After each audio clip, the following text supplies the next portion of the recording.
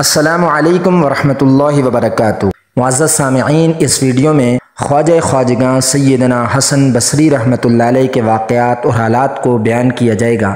Video اچھی لگے تو لائک اور شیئر کریں۔ ہمارے اس چینل پر نئے ہیں تو لازمی سبسکرائب کریں تاکہ ایسے واقعات والی ویڈیو آپ کے پاس پہنچ سکے۔ دوستو، حسن بصری رحمۃ اللہ علیہ سیدنا عمر فاروق رضی اللہ تعالیٰ عنہ کے زمانہ خلافت میں سن 21 ہجری میں پیدا ہوئے۔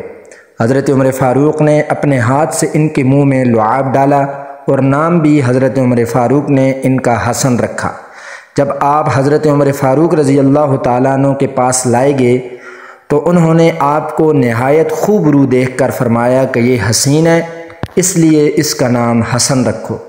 سیدنا فاروق اعظم رضی اللہ تعالیٰ عنہ نے آپ کے حق میں دعا فرمائی کہ اللہ تعالیٰ اس کو دین کے علم کا ماہر بنا اور لوگوں میں محبوب بنا، جو برگاہ الہی میں مقبول ہوئی، اور آپ کو علم دین اور فقر میں بلند مرتبہ عطا ہوا۔ آپ کا نام حسن ہے، کنیت ابو سعید ہے، والد کا نام یسار تھا۔ علمی کمالات کے لحاظ سے سرخیل علماء اور اخلاقی اور روحانی فضائل کے اعتبار سے سرتاج اولیاء تھے۔ ان کے والدین غلام تھے۔ ان کی غلامی کے بارے میں مختلف بیانات ہیں، جن میں سے ایک یہ ہے کہ ان کے والد حضرت زید بن ثابت رضی اللہ تعالیٰ عنہ کے غلام تھے اور ان کی ماں ام المؤمنین سیدنا حضرت ام سلمہ رضی اللہ عنہا کی لونڈی تھیں۔ سیدنا حسن بصری رحمۃ اللہ علیہ آخری عہد فاروقی میں، جبکہ حضرت عمر فاروق رضی اللہ تعالیٰ عنہ کی خلافت کو 2 سال باقی رہ گئے تھے، یعنی 21 ہجری میں پیدا ہوئے۔ ام المؤمنین ام سلمہ رضی اللہ تعالی عنہا کی غلامی کی نسبت سے ان کو وہ شرف میسر ہوا جو کم خوش قسمتوں کے حصے میں آیا ہوگا۔ ان کی ماں لونڈی تھی، اس لیے اکثر گھر کے کام کاج میں لگی رہتی۔ جب وہ حسن بصری کو چھوڑ کر کسی کام میں لگ جاتی اور وہ رونے لگتے تو حضرت ام سلمہ رضی اللہ عنہا ان کو بہلانے کے لیے چھاتی منہ میں دے دیتی، پھر ان کی ماں لوٹ کر دودھ پلاتی۔ اس طرح ان کو ام المؤمنین کی رضاعت کا شرف حاصل ہوا۔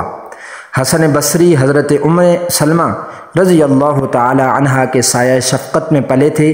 ان کے علاوہ دوسری ازواج مطہرات کے گھروں میں بھی ان کی آمد و رفت رہتی تھی۔ ان کا خود بیان ہے کہ حضرت عثمان غنی رضی اللہ تعالیٰ عنہ کے عہد خلافت تک، جبکہ ان کی عمر 13-14 سال کی تھی، وہ بے تکلف ازواج مطہرات کے گھروں میں آتے جاتے تھے۔ ابتدا میں آپ جواہرات بیچا کرتے تھے، اس لیے حسن لؤلؤی کے نام سے مشہور تھے۔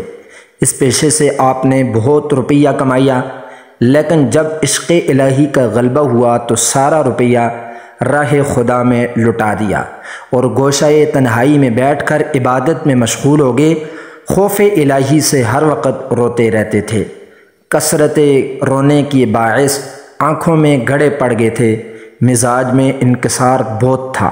شاہ ولایت امیر المؤمنین سیدنا علی بن ابی طالب رضی اللہ تعالیٰ عنہ نے حسن بصری رحمۃ اللہ علیہ کو وہ خرقہ خاص مع کلاہ چہار ترکی عنایت فرمایا جو انہیں محمد مصطفیٰ صلی اللہ علیہ وسلم نے عطا کیا تھا، اور ساتھ ہی اپنی نگاہ فقر سے ظاہری اور باطنی علوم اسرار الہیہ عطا کر کے خلافت کبریٰ سے نوازا، اور ذکر کلمہ طیبہ بطریق نفی اثبات جیسا کہ علی رضی اللہ تعالیٰ عنہ کو حضور صلی اللہ علیہ وسلم سے حاصل ہوا تھا، وہ آپ کو سکھایا، اور آپ کے ذریعے سے وہ طریقہ تمام دنیا میں رائج ہوا۔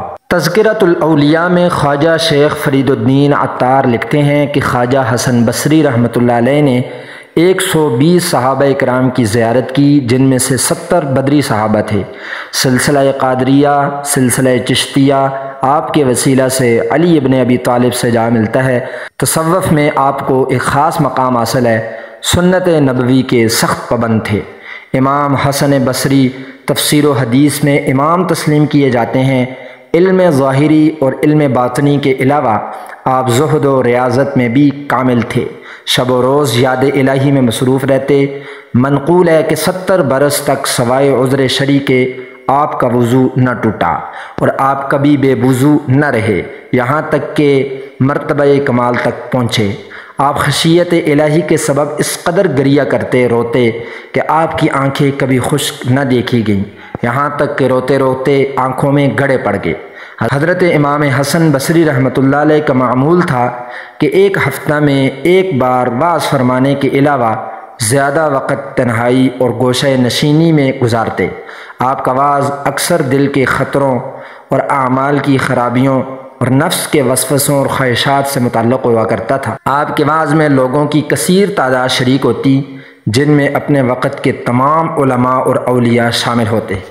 رابعہ بصری بھی آپ کے مواعظ سے اکتساب فیض حاصل کرتیں۔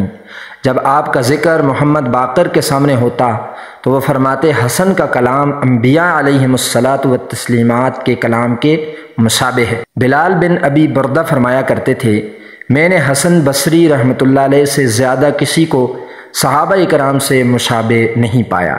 ایک شخص نے کسی بزرگ سے سوال کیا کہ حسن بصری کو ہم لوگوں پر کس وجہ سے بزرگی اور سرداری ہے، تو انہوں نے جواب دیا کہ تمام مخلوق اس کے علم کی حاجت مند ہے اور اس کو سوائے خالق کے کسی کی حاجت نہیں۔ دین میں سب اس کے محتاج ہیں، اس سبب سے وہ سب کا سردار ہے۔